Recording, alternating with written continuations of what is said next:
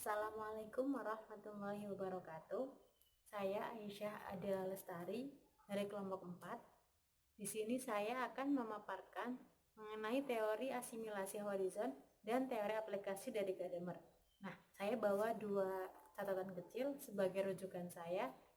Catatan ini bersumber dari buku Hermeneutika dan Pengembangan Ulumul Quran yang ditulis oleh Bapak Sahiran Syamsuddin. Langsung saja pada teori yang pertama, yaitu teori asimilasi horizon dari Gadamer.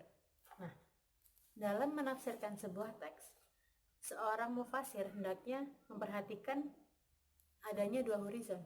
Yang pertama, cakrawala pengetahuan atau horizon teks, dan yang kedua adalah cakrawala pemahaman atau horizon pembaca. Nah, horizon teks atau cakrawala pengetahuan meliputi analisis aspek kebahasaan dari sebuah teks dan historisitas dari sebuah teks. Sedangkan horizon pembaca atau cakrawala pemahaman dari pembaca merupakan bekal yang dimiliki pembaca dalam membaca atau menafsirkan sebuah teks. Nah, yang mana kedua horizon tersebut akan selalu ada dalam aktivitas penafsiran yang kedua-duanya itu harus dikomunikasikan agar tidak terjadi ketegangan antara keduanya. Orang pembaca mulai memahami sebuah teks dengan menggunakan horizon pembaca yang dimilikinya. Dalam waktu yang bersamaan, dia juga harus bisa memperhatikan bahwa sebuah teks juga memiliki horizonnya tersendiri.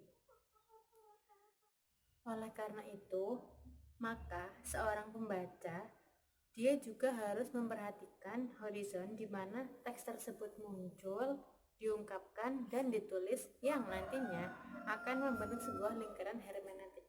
Nah, lingkaran hermeneutik adalah interaksi antara horizon teks dengan horizon pembaca, yang mana menurut Gadamer, horizon pembaca di sini adalah sebagai titik pijak yang membantu memahami apa yang dimaksud oleh teks.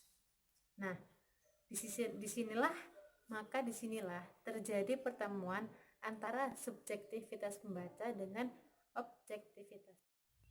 Teori yang kedua yaitu teori aplikasi.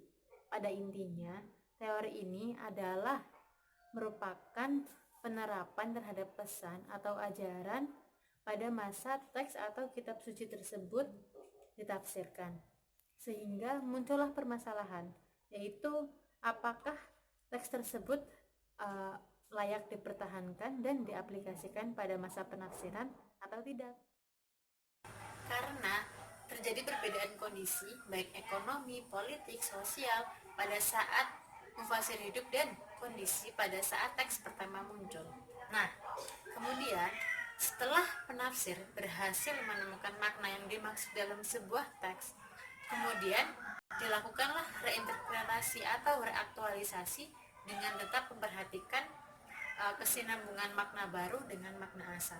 Nah, di sini Gadamer berpesan bahwa pesan yang harus diaplikasikan dari sebuah teks bukanlah makna literal dari teks tersebut, melainkan meaningful sense atau makna yang lebih dalam dari sebuah teks.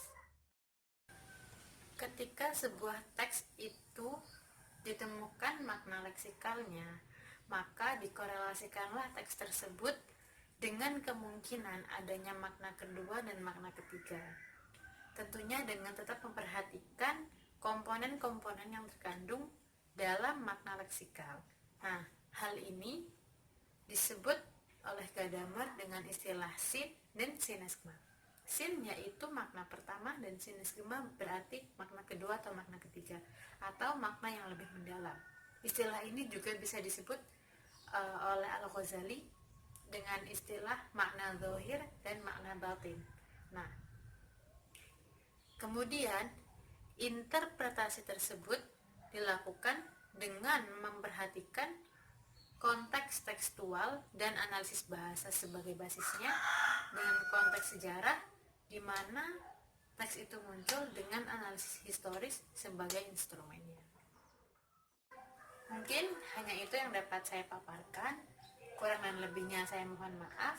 Terima kasih. Wassalamualaikum warahmatullahi wabarakatuh.